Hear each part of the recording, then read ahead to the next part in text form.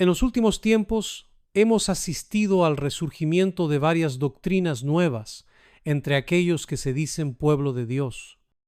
Aunque muchos consideran que este tema no afecta directamente a la salvación, es importante reconocer que, aunque no parezca esencial a los ojos de algunos, ha llevado a muchas personas a extremos y a perder el enfoque en los acontecimientos verdaderamente importantes que conducirán a la imposición de una ley dominical. Además, estos engaños terminan atrayendo otros errores, ya que sabemos que un error a menudo lleva a otro, y las interpretaciones erróneas tienden a multiplicarse. Hoy hablaremos sobre la cuestión oriental relacionada con Daniel 11 y, en la medida de lo posible, responderemos algunas preguntas que han surgido. Nuestro objetivo es presentar lo que la Biblia realmente dice sobre este tema. En la página 44 del libro Educación leemos lo siguiente. El profeta era, en el sentido más elevado, una persona que hablaba por inspiración directa y comunicaba al pueblo los mensajes que recibía de Dios. Pero también se daba este nombre a los que, aunque no eran tan directamente inspirados, eran llamados por Dios a instruir al pueblo en las obras y los caminos de Dios.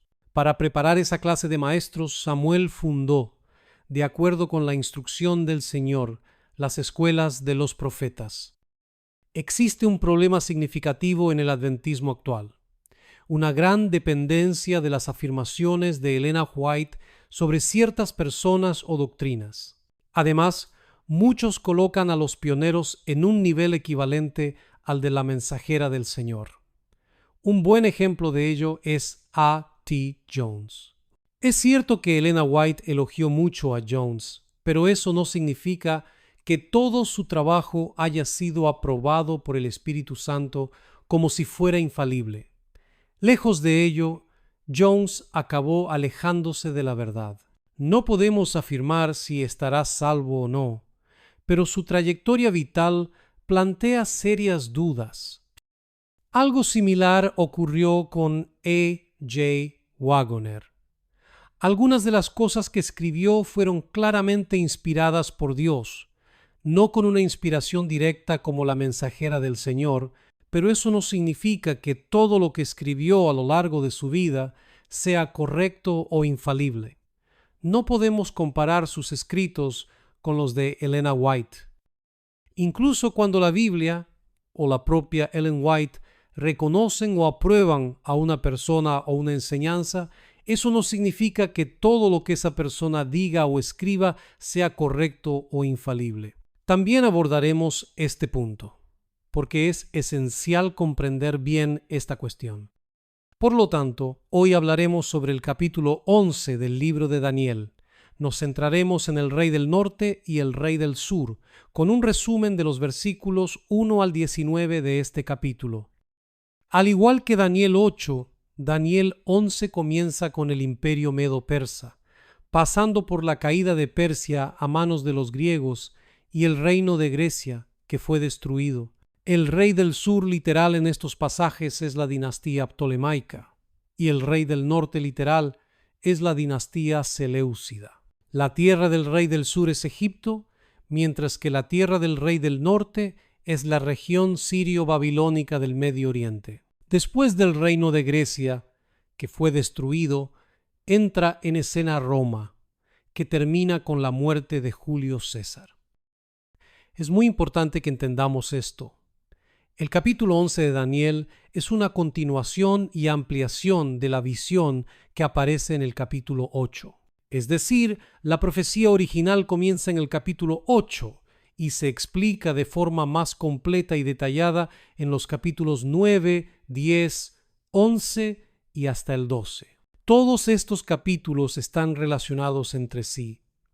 Son una explicación más detallada de lo que se mostró en Daniel 8. Ahora echemos un vistazo rápido al capítulo 8 de Daniel. No vamos a leer todo el capítulo. Sabemos que este capítulo habla del macho cabrío. ¿Y quién es el macho cabrío? Representa a Grecia, ¿verdad? Lo descubrimos al final del capítulo, justo antes de que Daniel se desmayara. Leamos entonces a partir del versículo 8. Y el macho cabrío se engrandeció sobremanera, pero estando en su mayor fuerza, aquel gran cuerno fue quebrado, y en su lugar salieron otros 4 cuernos notables hacia los 4 vientos del cielo.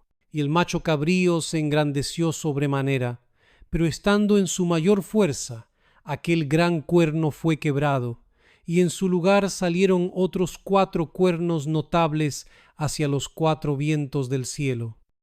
¿Qué significa esto? ¿Qué parte de la historia de Grecia se representa aquí? Casandro se quedó con Macedonia y Grecia, la región noroeste. Lisímaco controlaba Tracia y Asia Menor, lo que hoy es Turquía, al noreste. Ptolomeo se estableció en Egipto y en partes del sur de Palestina, región sur. Y por último, el imperio seleucida, un imperio muy poderoso, liderado por Seleuco, dominaba Siria, Mesopotamia y Persia este. ¿Cuáles eran algunas de las ciudades incluidas en este imperio seleucida? Babilonia y Nínive, ciudades muy influyentes y, según el texto bíblico, también apóstatas. Cuando llegamos al capítulo 11 de Daniel, vemos que estos 4 reinos se reducen a 2. ¿Y cuáles son estos 2 imperios que permanecen? Los seleucidas y los ptolomeos. Así, el imperio seleucida pasa a ser el rey del norte, mientras que Egipto, bajo el dominio de los ptolomeos, se convierte en el rey del sur. Continuemos con la lectura. Y de uno de ellos salió un cuerno pequeño, que creció mucho al sur y al oriente y hacia la tierra gloriosa. Un pequeño cuerno surgió entre ellos, creció significativamente y terminó siendo más grande que Alejandro. ¿Hay alguien en Turquía que haya sido más grande que Alejandro? ¿Alguien del Imperio Otomano que lo haya superado? No.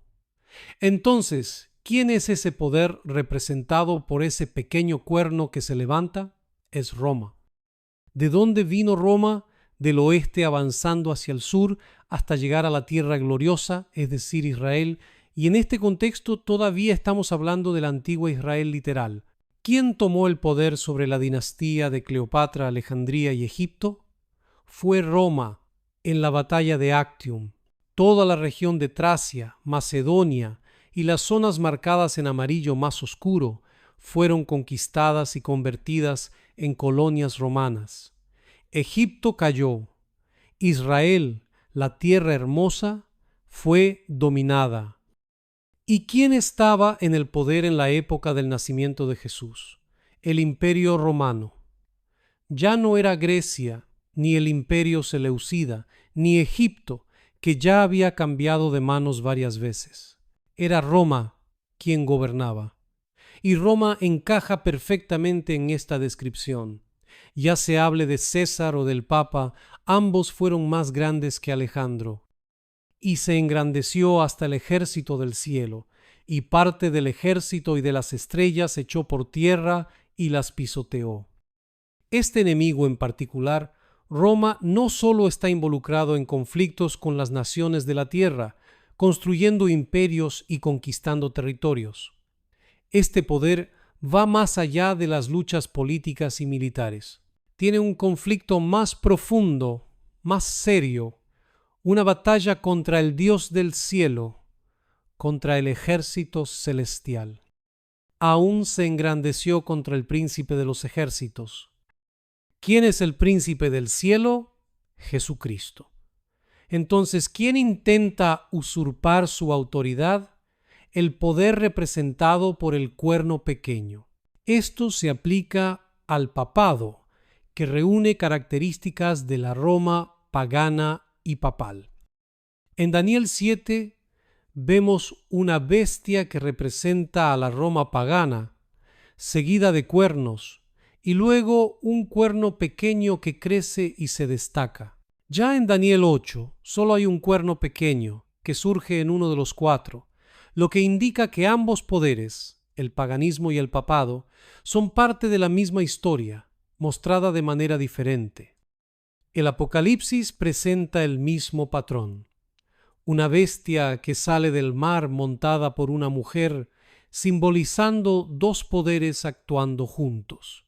Así, Daniel 8 muestra el cuerno pequeño como símbolo tanto de la Roma pagana como del papado, resumiendo esta transición en un solo poder. Y por él fue quitado el continuo sacrificio y el lugar de su santuario fue echado por tierra. Y a causa de la prevaricación le fue entregado el ejército junto con el continuo sacrificio, y echó por tierra la verdad, e hizo cuanto quiso y prosperó. El cuerno pequeño representa a Roma a lo largo de toda su historia, abarcando las dos fases, la pagana y la papal. Estas fases se denominan, en otros pasajes, continua y abominación desoladora. Puede confirmarlo en Daniel 11, 31. Lo continuo simboliza la forma pagana, mientras que la transgresión desoladora apunta al papado. Las acciones atribuidas a este poder a veces se refieren a la Roma pagana, otras a la Roma papal. Así, fue por la forma papal que se quitó el continuo, es decir, el poder pagano de Daniel 8, 11. La Roma pagana se transformó en la Roma papal, y en lugar de su santuario, la ciudad de Roma fue derribado. La sede del gobierno se trasladó a Constantinopla por orden de Constantino en el año 330 d. C.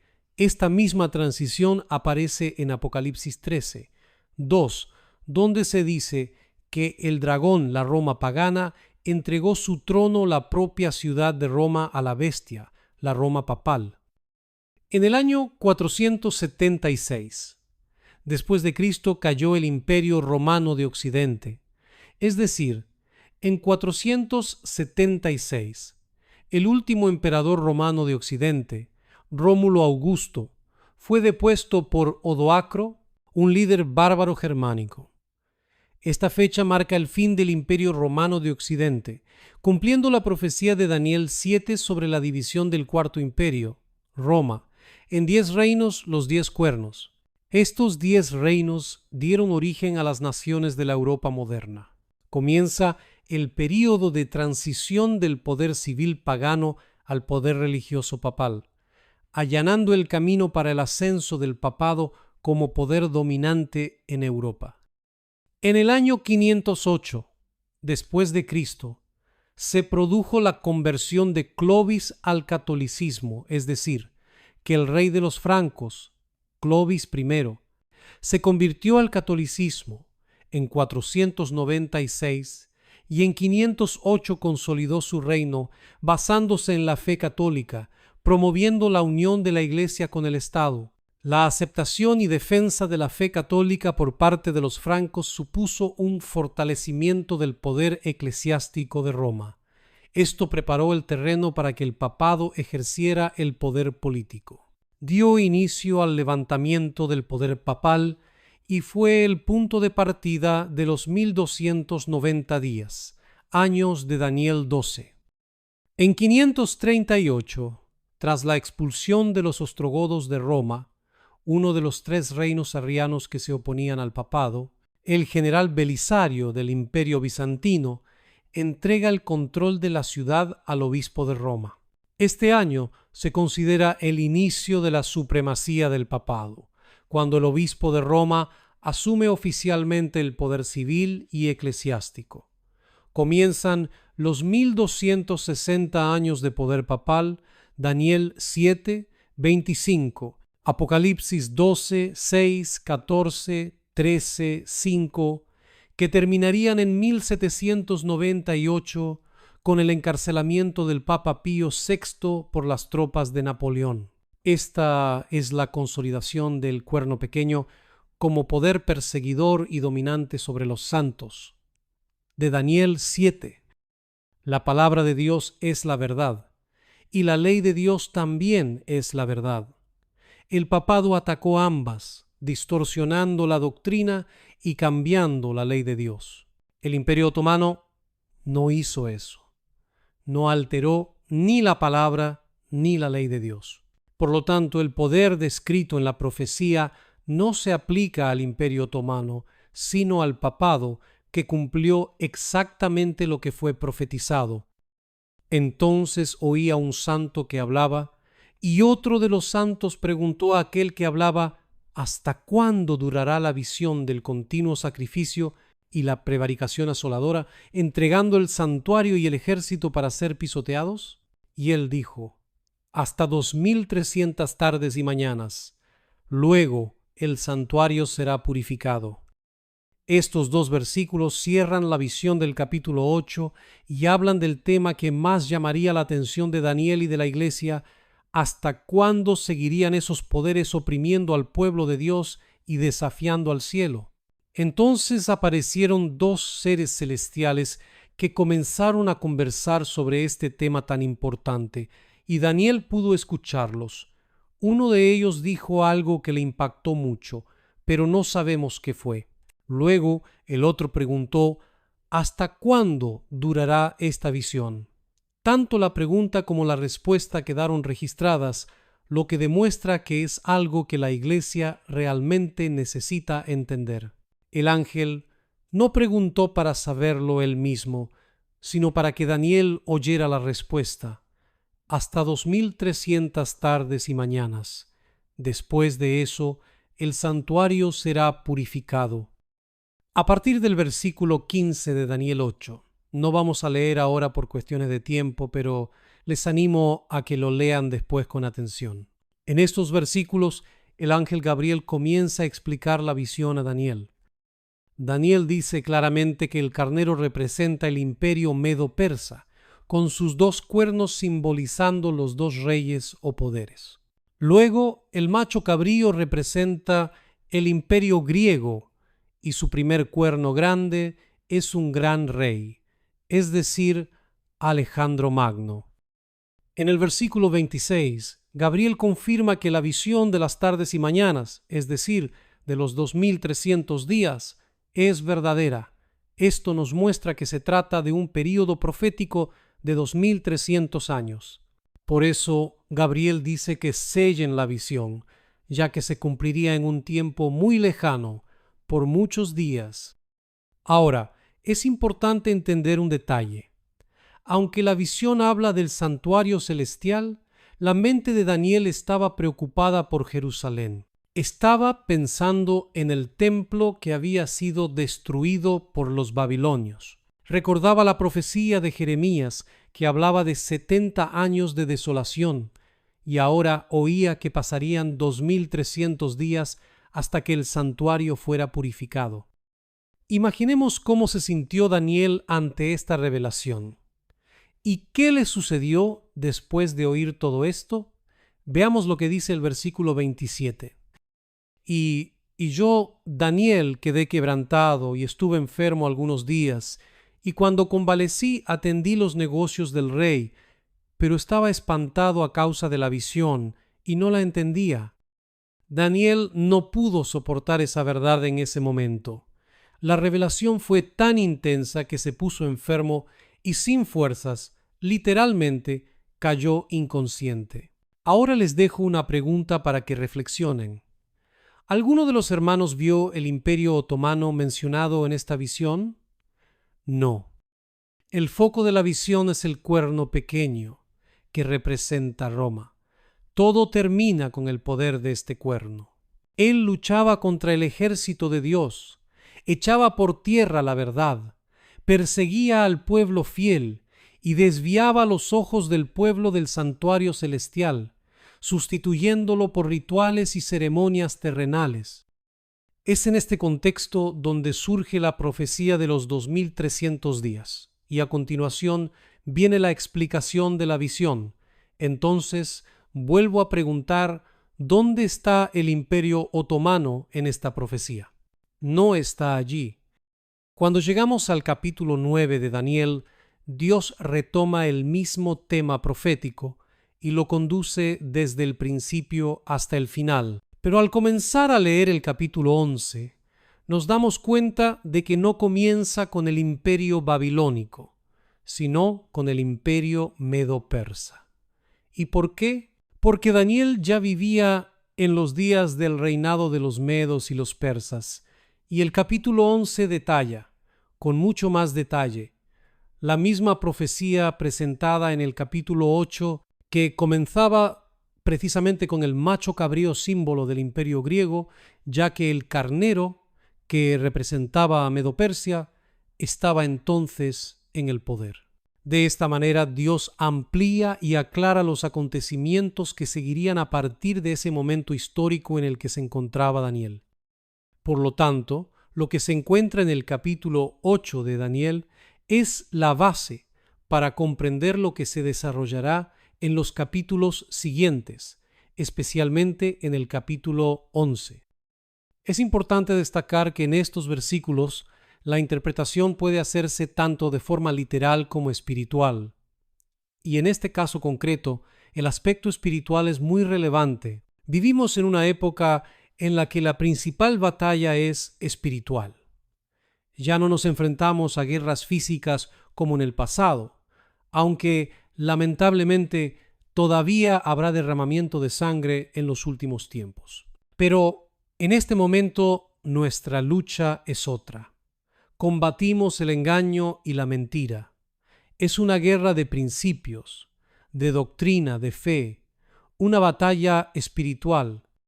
Ya sea que consideremos la profecía de manera literal o espiritual, vemos que Roma termina tomando el control de todo el escenario profético. En cierto momento se hace evidente que Roma es, de hecho, el rey del norte, tal como se presenta en el versículo 19.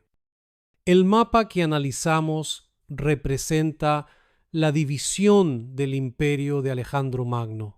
Alejandro murió en Babilonia y fundó muchas ciudades, incluida la famosa Alejandría, que llevaba su nombre, aunque había varias ciudades con ese nombre. Su imperio fue rápido y devastador, tal y como lo describe la bestia parecida a un leopardo en Daniel, capítulo 7.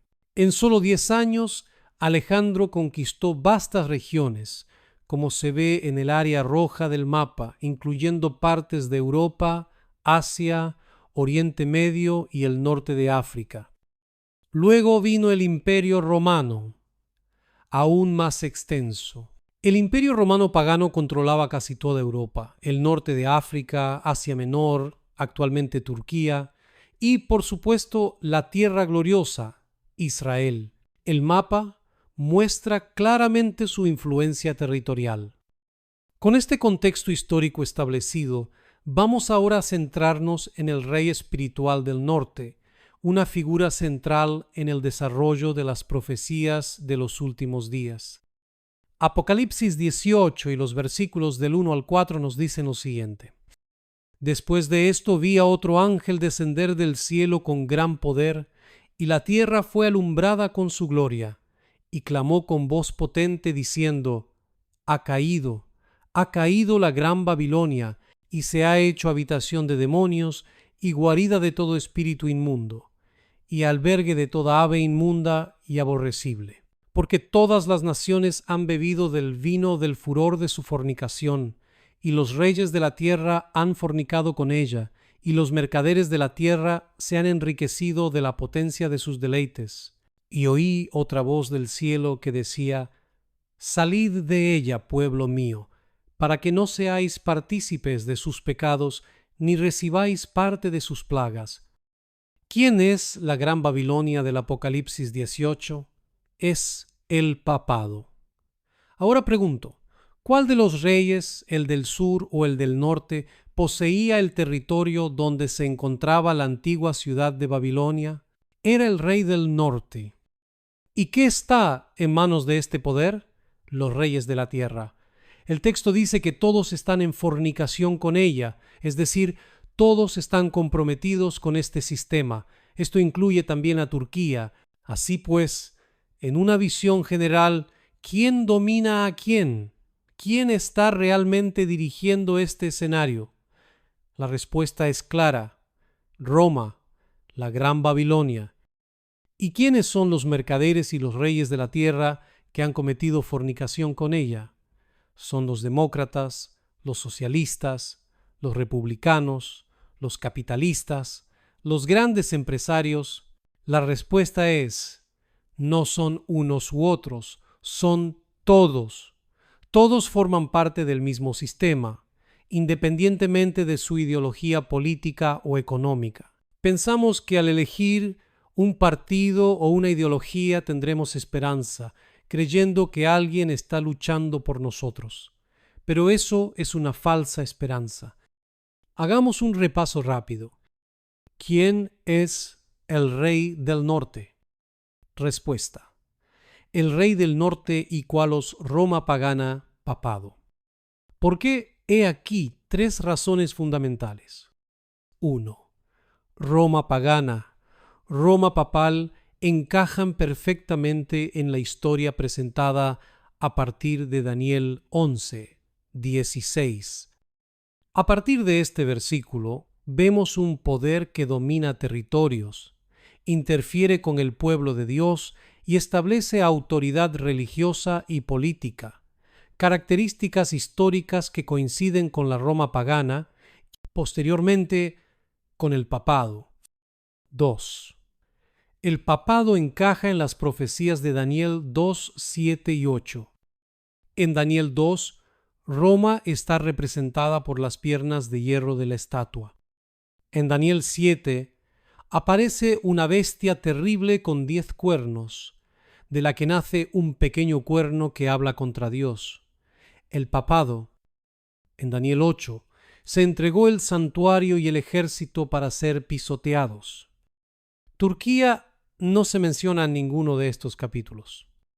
Y vale la pena subrayar que Daniel 8 es la base profética del capítulo 11. Todo lo que se profundiza en Daniel 11 se desarrolla y detalla en lo que se ha mostrado anteriormente. 3. Dios es el verdadero rey del norte en sentido espiritual y general. ¿Lo sabías? Aunque en Daniel 11 el título se aplica a poderes terrenales, Dios es, en la visión más amplia de las Escrituras, el verdadero rey del norte. Ezequiel 44:4 nos dice esto: Elá. Y me llevó hacia la puerta del norte por delante de la casa, y miré, y he aquí la gloria de Jehová había llenado la casa de Jehová, y me postré sobre mi rostro. ¿Dónde dijo Lucifer que reinaría? Veamos Isaías 14:12-14. Tú que decías en tu corazón: subiré al cielo, en lo alto junto a las estrellas de Dios levantaré mi trono, y en el monte del testimonio me sentaré a los lados del norte. ¿Quién quiere usurpar el lugar del verdadero rey del norte? Lucifer. Y el representante de Lucifer aquí en la tierra también intenta usurpar el lugar de Dios, sin duda. Es interesante notar que, espiritualmente hablando, el rey del norte representa un poder usurpador que intenta tomar el lugar del verdadero rey del norte, Dios. Aquí entra un elemento claramente religioso, ya que se trata de una usurpación de autoridad espiritual. Ahora veamos, ¿hace esto el Islam? ¿Lo hace Turquía? No. Aunque distorsionan ciertas enseñanzas, no afirman estar por encima de las Escrituras. No reclaman el derecho de cambiar la palabra de Dios o de sustituir la autoridad divina. Aunque rechacen partes de la verdad, no se ponen en el lugar de Dios ni reclaman ese derecho. Solo un poder en la tierra ha hecho esto a lo largo de la historia, y sigue haciéndolo: el papado. Este es el único sistema religioso que afirma tener autoridad para cambiar la ley de Dios, interpretar las Escrituras por encima de su texto literal e incluso actuar en nombre de Dios en la tierra, colocándose en la práctica, por encima de las Escrituras y de la propia autoridad divina. ¿Por qué no puede ser Turquía? La idea de que Turquía representa al rey del norte en Daniel 11 no se sostiene, ni a la luz del texto literal ni del contexto espiritual. Veamos por qué. 1. Turquía no encaja en el relato literal de Daniel 11. A lo largo de Daniel 11, especialmente a partir del versículo 16, el foco pasa a ser Roma, primero pagana, luego papal. El poder descrito avanza sobre el pueblo de Dios, entra en la tierra gloriosa, se exalta contra Dios y establece un dominio religioso y político. Turquía no cumple ninguna de estas características. 2. Turquía no encaja en el relato espiritual de Daniel 11. En términos espirituales, el rey del norte es visto como un poder usurpador que intenta tomar el lugar de Dios. Turquía o el Islam no reclama ese papel. Puede distorsionar la verdad, como otros sistemas religiosos, pero no se presenta como superior a las Escrituras o con autoridad para alterar la palabra de Dios. 3. Turquía no encaja en Daniel 2, 7 y 8. Estos capítulos forman la base profética que sustenta Daniel 11. Daniel 2 habla de 4 reinos: Babilonia, Medo-Persia, Grecia y Roma. Daniel 7 presenta los mismos reinos con símbolos diferentes, terminando con el cuerno pequeño, es decir, el papado. Daniel 8 refuerza la misma secuencia y no menciona a Turquía en ningún momento. El capítulo 8 trata exclusivamente de Medo-Persia, Grecia y Roma pagana y papal. 4. Turquía no afirma ser Dios ni intenta usurpar la posición del verdadero rey del norte. El verdadero rey del norte, espiritualmente hablando, es Dios. Como vimos en Ezequiel 44, 4, la gloria de Dios entra por el lado norte del templo. Ya en Isaías 14, Lucifer declara que desea subir y reinar en los lados del norte, es decir, tomar el lugar de Dios. Turquía o el Islam no hacen eso. No afirman ser Dios, ni dicen tener autoridad para cambiar su ley, pero el papado sí lo hace. Es el único sistema religioso que ha afirmado tener autoridad para cambiar los tiempos y la ley. Daniel 7, 25, colocándose en la práctica por encima de la palabra de Dios. 5. Pero noticias del oriente y del norte lo atemorizarán. Daniel 11, 44. Este versículo no se refiere a un ataque militar literal, sino a acontecimientos espirituales. Las noticias apuntan a la llegada de Cristo, es decir, buenas noticias procedentes del este, de donde viene Cristo, Mateo 24, 27, y del norte, el trono de Dios. Estas noticias inquietan al rey del norte, ya que indican que su tiempo está llegando a su fin. Conclusión: Turquía no cumple los criterios proféticos, históricos o espirituales para ser el rey del norte. Ese papel pertenece, de forma clara y consistente, al papado, el único poder que combina influencia religiosa, política y espiritual, y que usurpa el lugar de Dios en la tierra. La gente dice que Uriah Smith dice que Turquía es el rey del norte, y que la hermana White está de acuerdo, o parece estarlo. Leamos la carta 55 de 1884, párrafo 6. El hermano Uriah Smith habló sobre el tema del Día del Señor ante una gran congregación esta mañana, y esta noche hablará sobre la cuestión oriental. Cuando se utiliza la expresión cuestión oriental, la mayoría de la gente hoy en día piensa en Turquía como el último rey del norte de Daniel 11. Me siento muy agradecida de que el pastor Smith no se haya perdido para la causa. Parece estar total y completamente unido a nosotros. Parece el hermano Smith de antaño. Oh, doy gracias al Señor, alabado sea su santo nombre, porque su amor, su maravilloso amor, ha sido ejercido hacia los hijos de los hombres. Está tan oscuro que tengo que parar. Te escribiré mañana. En este punto, parece que la hermana White está manifestando su apoyo a Uriah Smith, tanto en lo que respecta a la cuestión del sábado como a la llamada cuestión oriental. ¿Y qué defendía Uriah Smith? Él enseñaba que Turquía era el último rey del norte en Daniel 11. Analicemos, pues, el siguiente párrafo de esta carta para comprender mejor el contexto de sus palabras. 25 de agosto, 11 de la mañana. Las 2 primeras páginas fueron escritas el domingo después de haber hablado ante la multitud. La reunión de la noche estuvo muy concurrida. El pastor Smith habló con gran claridad y muchos escucharon con los ojos, los oídos y la boca abiertos. Las personas de fuera parecían estar muy interesadas en la cuestión oriental. Concluyó con un discurso muy solemne para aquellos que no se estaban preparando para estos grandes acontecimientos en un futuro próximo.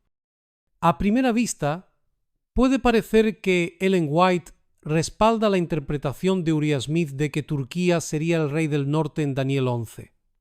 Es cierto que algunos de sus escritos dan esa impresión inicial, pero debemos detenernos y reflexionar. ¿Es esa realmente su intención? ¿O estamos leyendo esos textos con nuestra mentalidad moderna, ya condicionada por una interpretación específica? ¿Podríamos estar inconscientemente proyectando en el texto lo que esperamos encontrar? Permítanme hacer una comparación. ¿Cuál fue el problema con el mensaje de Guillermo Miller? ¿Por qué lo que él anunció sobre el regreso de Cristo en 1844 no se cumplió como él esperaba? La respuesta está en la comprensión limitada del concepto de santuario. Miller creía que la purificación del santuario mencionada en Daniel 8:14 se refería a la destrucción de la tierra por el fuego. Esta interpretación parecía lógica y era ampliamente aceptada en su época. Sin embargo, era errónea.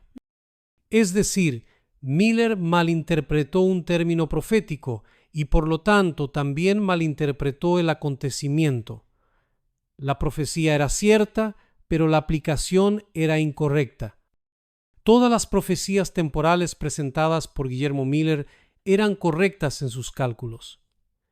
El problema no fue el tiempo, sino la interpretación del acontecimiento que debía ocurrir. Él pensaba que la purificación del santuario de Daniel 8:14 se refería a la destrucción de la tierra por el fuego y el regreso de Cristo. Pero en realidad se trataba de la entrada de Cristo en el lugar santísimo del santuario celestial para iniciar el juicio investigador. La profecía era correcta. El error fue humano, causado por una comprensión incompleta de un concepto profético. Aún así, la hermana White, en el libro El conflicto de los siglos, afirma que Guillermo Miller estaba siendo guiado por ángeles.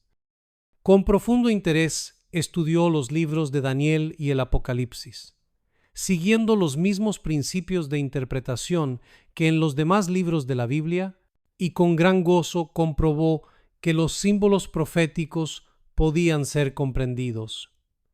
Ángeles del cielo dirigían sus pensamientos y descubrían las escrituras a su inteligencia. Ahora les hago una pregunta importante. ¿Dónde está la prueba concreta de que la expresión cuestión oriental significa exclusivamente que el rey del norte es Turquía en Daniel 11? ¿Es esa realmente la única forma de aplicar esa expresión? Hoy en día, cuando un adventista oye cuestión oriental, casi inmediatamente lo asocia con Turquía y el rey del norte. Pero, ¿era eso lo que los pioneros realmente querían decir cuando usaban ese término? Creo que no queremos repetir el error que cometió Guillermo Miller, interpretar correctamente el tiempo, pero equivocarse en el acontecimiento o en el significado.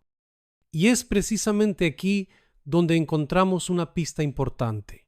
V. hermano A. T. Jones, en un folleto titulado La cuestión oriental, en las páginas 4 y 5, explica con más profundidad lo que realmente quería decir con esa expresión. Escribe algo que nos lleva a reconsiderar por completo el significado de la cuestión oriental. Dice lo siguiente: el período del Ay comenzó pues el 27 de julio de 1299. ¿A qué se refiere realmente A. T. Jones cuando utiliza la expresión cuestión oriental? Se refiere a los ayes. ¿Y dónde se mencionan los ayes en la profecía bíblica? En los capítulos 8 y 9 del Apocalipsis, en las trompetas. Es decir, aunque muchos asumen que cuestión oriental es una referencia directa a Daniel 11, en realidad Jones está tratando un tema relacionado con el Apocalipsis, no con Daniel. Está explicando lo que entiende por cuestión oriental, pero no está comentando Daniel 11 en ese momento específico. Ahora bien, es cierto que más adelante en sus escritos, A. T. Jones llega a argumentar que el rey del norte es Turquía, y no sería justo omitir este hecho. Sin embargo, lo que estoy destacando aquí es algo más profundo.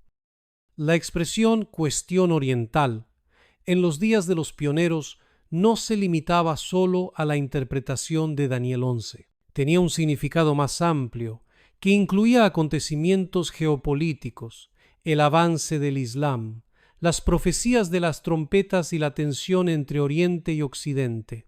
Reducir esta expresión exclusivamente a Turquía en Daniel 11 es una lectura estrecha y moderna, que no refleja totalmente el uso histórico y profético que los pioneros hacían del término. El período del Ay comenzó, pues, el 27 de julio de 1299. 150 años a partir de esta fecha de singular precisión se extienden hasta el 27 de julio de 1449. Luego, el texto continúa. Un ay ha pasado, y he aquí que vienen 2 ayes más, y ahora aún quedan por desatarse otros elementos de destrucción. Y el 6º ángel tocó su trompeta, y oí una voz que venía de los 4 ángulos del altar de oro que está delante de Dios, y decía al 6º ángel que tenía la trompeta: desata a los 4 ángeles que están atados en el gran río Eufrates. Y fueron desatados los 4 ángeles que estaban preparados para la hora, el día, el mes y el año, para matar a la tercera parte de los hombres. Paremos aquí un momento. ¿Se ve aquí Daniel 11? No. Él está hablando de las trompetas. ¿Está hablando de Turquía? Sí. Está hablando del Imperio Otomano. Está hablando del Islam. Pero la cuestión oriental, de manera específica e históricamente, abarca la 5ª y la 6ª trompetas, todas ellas relacionadas con el Imperio Otomano. 1 hora, 1 día, 1 mes y años. Contando 30 días al mes, según el modo bíblico de calcular el tiempo, un año tiene 360 días, y tomando cada día por un año, tenemos 360 años. Un mes 30 días. Son 30 años. Un día es un año. Sumados tenemos 391 años. A partir del 27 de julio de 1449, los 391 años llegan hasta el 27 de julio de 1840. Pero aún falta 1 hora. 1 hora es la 24ª parte de un día. Y un día por un año, esto sería la 24ª parte de un año, es decir, 15 días. 15 días a partir del 27 de julio se extienden hasta el 11 de agosto. Por lo tanto, el 11 de agosto de 1840, este período de 1 hora, un día, un mes y un año expiraría. Durante este período de tiempo y hasta esta fecha, el poder del Imperio Otomano debía continuar. Y ese mismo día, el poder efectivo del gobierno turco pasó a manos de las grandes potencias de Europa y, desde ese día hasta hoy, la propia existencia del Imperio Otomano ha estado y está ahora totalmente dependiente del apoyo de esas grandes potencias. Josiah Leach lo había previsto, y su comprensión de la profecía se confirmó exactamente en esa fecha. Este cumplimiento dio un impulso notable al movimiento milerita. Entendieron que la sexta trompeta, que representaba el fin del dominio otomano, terminaría allí, y así sucedió. El Imperio Otomano dejó de ser una potencia dominante y pasó a estar subordinado a las potencias cristianas de Europa. Ante esto, pregunto, ¿qué es, después de todo, la cuestión oriental? ¿Se trata solo de Daniel 11 y del último rey del norte? Hoy en día muchos lo ven así, pero no era lo que enseñaban los pioneros. Volvamos a leer la carta 55, escrita en 1884. El hermano Uriah Smith habló sobre el tema del Día del Señor ante una gran congregación esta mañana, y esta noche hablará sobre la cuestión oriental. Me siento muy agradecida de que el pastor Smith no se haya perdido para la causa. Parece estar total y completamente unido a nosotros. Parece el hermano Smith de antaño. Oh, doy gracias al Señor. Alabado sea su santo nombre, porque su amor, su maravilloso amor ha sido ejercido hacia los hijos de los hombres. Está tan oscuro que tengo que parar. Te escribiré mañana. Entonces, ¿a qué cuestión oriental se refiere Uriah Smith? Podría estar hablando de la quinta y sexta trompetas y la hermana White podría estar apoyando eso. Aquí está la cuestión. Si la hermana White creyera que Turquía era el último rey del norte, seguramente tendría al menos un texto que dijera algo al respecto, pero no tiene ningún texto que corrobore esta idea. De hecho, no dice quién es, lo dejó abierto. ¿Sabe lo que dice? Dice quién es el poder del cuerno pequeño de Daniel capítulo 7, dice que es el papado. El conflicto de los siglos, página 440, dice: el rasgo más característico de la bestia, y por consiguiente de su imagen, es la violación de los mandamientos de Dios. Daniel dice del cuerno pequeño, o sea, del papado. Pensará en mudar los tiempos y la ley. Daniel 7, 25. Y San Pablo llama al mismo poder el hombre de pecado que había de ensalzarse sobre Dios. Una profecía es complemento de la otra. Solo adulterando la ley de Dios podía el papado elevarse sobre Dios. Y quienquiera que guardase a sabiendas la ley así adulterada, daría honor supremo al poder que introdujo el cambio. Tal acto de obediencia a las leyes papales sería señal de sumisión al Papa en lugar de sumisión a Dios. ¿Y qué dice ella sobre Daniel capítulo 8, que es la base de Daniel capítulo 11? Esta comprensión la dejó bien definida en su libro, Testimonios para Ministros, página 113. La luz que Daniel recibió de Dios fue dada especialmente para estos postreros días. Las visiones que él tuvo junto a las riberas del Ulai, Daniel 8, y del Hidekel, Daniel 10:11. Los grandes ríos de Sinar están hoy en proceso de cumplimiento, y todos los acontecimientos predichos pronto ocurrirán.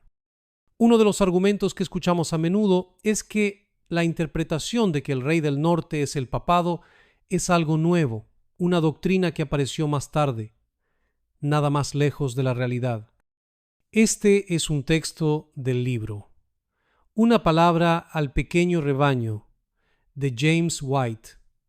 Debemos destacar que este libro contó con la colaboración tanto de la hermana White como de José Bates. Fue escrito en 1847, es decir, solo 3 años después del Grande Chasco. En las páginas 8 y 9 dice lo siguiente: creo firmemente que Jesús se levantó, cerró la puerta y fue al anciano de días para recibir su reino, en el 7º mes de 1844. Véase Lucas 13, 25, Mateo 25, 10, Daniel 7, 13, 14, pero el levantamiento de Miguel en Daniel 12, 1 parece ser otro acontecimiento con otro propósito.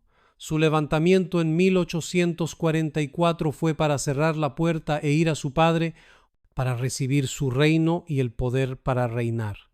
Pero el levantamiento de Miguel es para manifestar su poder real, que ya posee en la destrucción de los impíos y en la liberación de su pueblo. Miguel debe levantarse en el momento en que el último poder del capítulo 11 llegue a su fin, y nadie estará para ayudarlo. Este poder es el último que oprime a la verdadera iglesia de Dios. Y ¿cómo la verdadera iglesia todavía es oprimida y rechazada por toda la cristiandad? Se concluye que el último poder opresor aún no ha llegado a su fin y que Miguel aún no se ha levantado. Este último poder que oprime a los santos se revela en Apocalipsis 13, 11, 18. Su número es 666. Interesante. ¿A quién acaba de identificar James White al relacionar Apocalipsis 13 con Daniel 11 y decir que su número es 666? Al papado. Y lo dice de manera formal, habla en nombre de la iglesia. ¿A quién se refiere como el último rey del norte? Al papado. En 1847, mucho antes de que Uriah Smith se apartara de esta interpretación y siguiera una interpretación errónea al decir que Turquía sería el último rey del norte, el adventismo primitivo entendía que el último rey del norte era el papado en el fin de los tiempos. Por lo tanto, este argumento de que nos desviamos al decir que el último rey del norte es el papado es un error, ya que en realidad la doctrina de Uriah Smith es la que se desvía. Esa es la verdad. Cuando algunos comenzaron a decir que el rey del norte había cambiado de Roma a Turquía, James White, un líder respetado de la iglesia, sabía que el rey del norte seguía siendo Roma. Sin embargo, Uriah Smith, también un líder confiable en ese momento, afirmaba en público que el rey del norte era Turquía. Por alguna extraña razón, James White reprendió entonces a Uriah Smith abiertamente ante el pueblo, tratando de evitar la confusión en la iglesia. A diferencia de lo que algunos afirman, fue precisamente esta reprimenda pública lo que molestó a Ellen White, llevándola a hacer la declaración que veremos a continuación. Es importante señalar que ella no discrepó de James White en cuanto a la identidad del rey del norte, como algunos insinúan, sino solo en la forma en que corrigió a Smith en público. Esto está claramente registrado en el espíritu de profecía. Mi esposo tenía algunas ideas en ciertos aspectos que diferían de los puntos de vista asumidos por sus hermanos. Me fue revelado que por verdaderos que fueran sus puntos de vista, Dios no lo había invitado a exponerlos delante de nuestros hermanos y generar de este modo diferencias de ideas. No se debe dirigir la atención hacia conceptos especulativos, porque hay ciertas mentes peculiares a las que les encanta asumir ideas que otros no aceptan, argumentando y atrayendo todo hacia ese aspecto, insistiendo en ese punto y magnificándolo, cuando en realidad es un asunto que no es de vital importancia y se lo entenderá de una forma diferente. En 2 ocasiones me fue mostrado que todo aquello que en este tiempo desvía a nuestros pastores de los aspectos esenciales no debiera presentarse como una cuestión primordial. Lo que Ellen White dice en esta carta es que, aunque Uriah Smith tenía opiniones diferentes a las de James White, Uriah Smith no debería haber sido expuesto públicamente ante el pueblo. Este tipo de reprimenda podría provocar división e incluso llevar a una ruptura, ya que dejaba espacio para la confusión entre los líderes y los miembros. James White habría actuado mejor si hubiera hablado en privado con Uriah. dándole la oportunidad de retractarse públicamente o al menos aclarar el asunto con aquellos que pudieran haber quedado confundidos. También queda claro que James White estaba plenamente alineado con el profeta Daniel y con la palabra inspirada de Dios. Esto se confirma al ver lo que escribió poco después de reprender a Uriah Smith y más tarde con la propia declaración de Elena White que se dio a conocer a todos. La posición de James White sobre el Rey del Norte después de este episodio queda aún más clara en la Review and Herald del 29 de noviembre de 1877, donde dice lo siguiente: echemos un vistazo rápido a la línea profética que se extiende 4 veces en el libro de Daniel. Hay que admitir que se recorre el mismo terreno en los capítulos 2, 7, 8 y 11, con la excepción de que Babilonia se omite en los capítulos 8 y 11. Primero pasamos por la gran imagen del capítulo 2, donde Babilonia, Persia, Grecia y Roma están representadas por el oro, la plata, el bronce y el hierro. Todos están de acuerdo en que estos pies no son turcos, sino romanos. Y a medida que avanzamos, el león, el oso, el leopardo y la bestia con 10 cuernos, que representan lo mismo que la gran imagen, una vez más, todos están de acuerdo en que no es Turquía la que es arrojada al fuego ardiente, sino la bestia romana. Así, en el capítulo 8, todos coinciden en que el cuerno pequeño que se levantó contra el príncipe de los príncipes no es Turquía, sino Roma. En todas estas 3 líneas hasta ahora, Roma es la última forma de gobierno mencionada. Ahora llegamos al punto de la argumentación del que depende mucho. ¿Cubre el capítulo 11 de la profecía de Daniel el terreno medido por los capítulos 2, 7 y 8? Si es así, entonces el último poder mencionado en ese capítulo es Roma. ¿Por qué creía Uriah Smith en esta interpretación? Porque pensaba que el papado ya no representaba un problema. En 1798 Roma fue invadida por Francia, el Papa Pío VI fue hecho prisionero y toda la fuerza político-religiosa de Roma fue derrocada por el ejército francés. En 1870 Roma perdió definitivamente su poder temporal y el Papa Pío X se declaró prisionero del Vaticano. Mientras la prensa religiosa anunciaba la caída definitiva del papado, Uriah Smith se vio influenciado por ese contexto. En ese periodo, Turquía estaba en primer plano y parecía ser la explicación más lógica para los acontecimientos proféticos relacionados con el pronto regreso de Jesús. Los ejércitos rusos casi tomaron Constantinopla, y la prensa mundial afirmaba que el enfermo de Oriente pronto abandonaría Europa. Uriah Smith reflejó esta opinión popular entre los protestantes. También se basó en ideas de estudiosos como Adam Clarke e Isaac Newton, quienes creían que Turquía era una de las potencias indicadas en Daniel 11, 40-45. La fuente de esta investigación se puede encontrar en la revista Ministry, marzo de 1954, página 22. No podemos aprobar incondicionalmente todo lo que Uriah Smith pensó o hizo.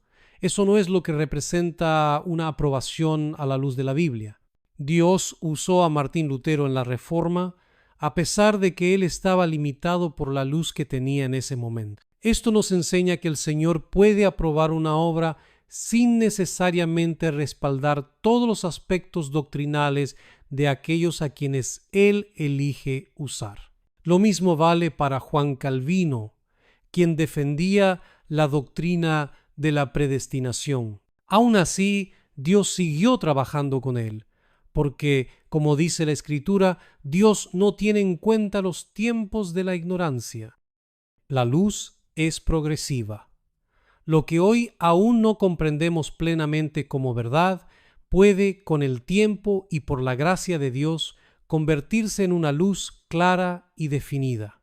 Dios concede la luz de forma gradual, a medida que la persona camina con fidelidad en la luz ya recibida.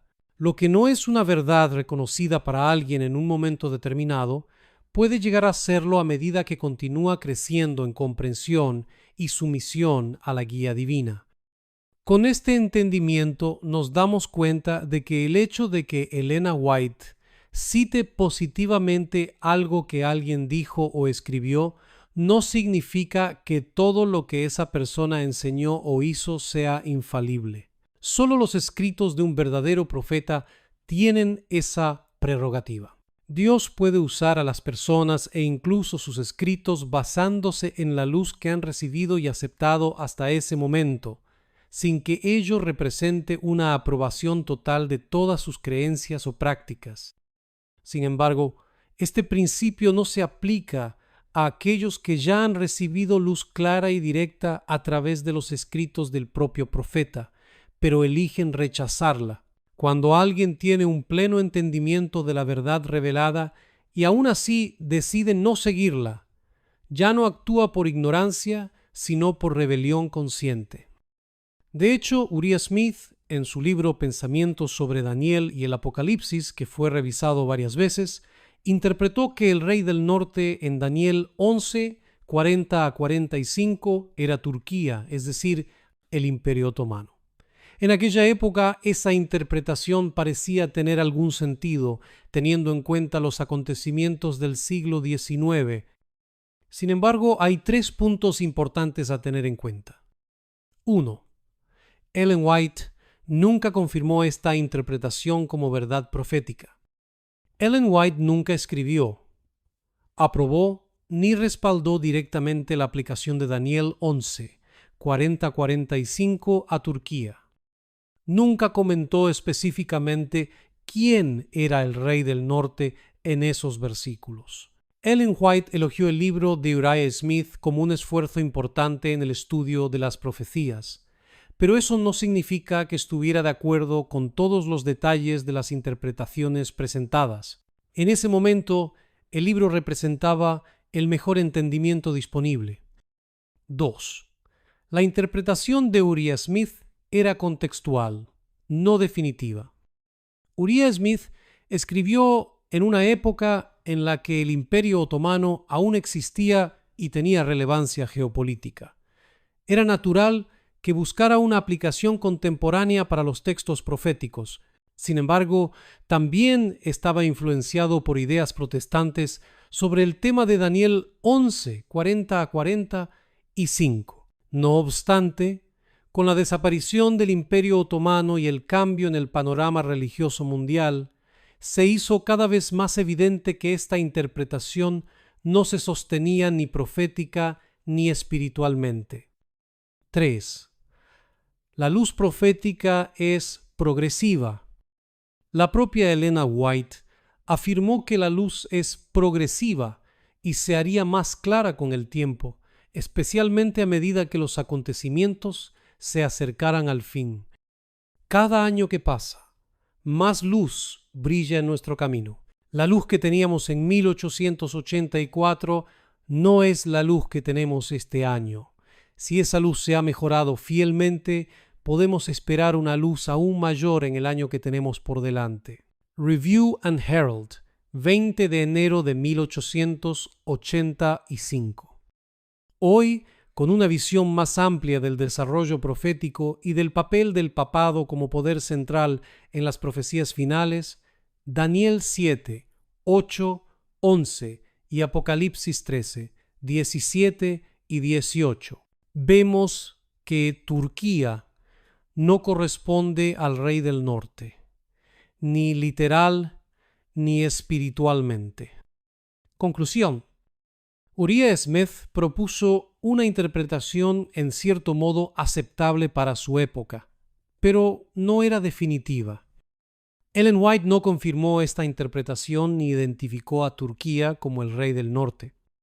El estudio continuo de las escrituras y de las señales de los tiempos muestra que el papado, y no Turquía, cumple con precisión el papel del rey del norte en Daniel 11, 40 a 45. Debemos estudiar con fuentes bíblicas y del espíritu de profecía, que son fuentes infalibles, y no por tradición u opiniones pasadas, aunque sean respetables.